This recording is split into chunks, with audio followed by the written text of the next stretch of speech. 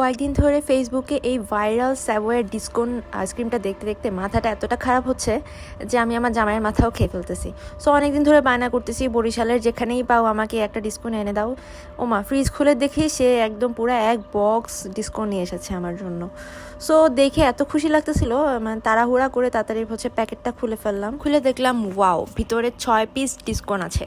So তাড়াহুড়া করে একটা হাতে নিয়ে দেখলাম, বেশ সুন্দর প্যাকেজিং করেছে। প্রত্যেকবারই স্যাভয়ে কোনো না কোনো আইসক্রিম লঞ্চ করলে ওইটা মানে খাওয়ার যে তাড়া থাকে আমার, আর ওই প্রত্যেকবারই ভালো লাগে আমার।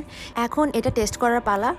প্রথমে হচ্ছে প্যাকেটটা ছিঁড়তেই উপরে একটা আবরণ দেখলাম, সেটা হচ্ছে একটা কফির ফ্লেভারের একটা চকলেটের আবরণ থাকে। এটা কামড় দেওয়ার সাথে সাথেই মনে হবে যে কফির দুনিয়ায় হারিয়ে গেলাম।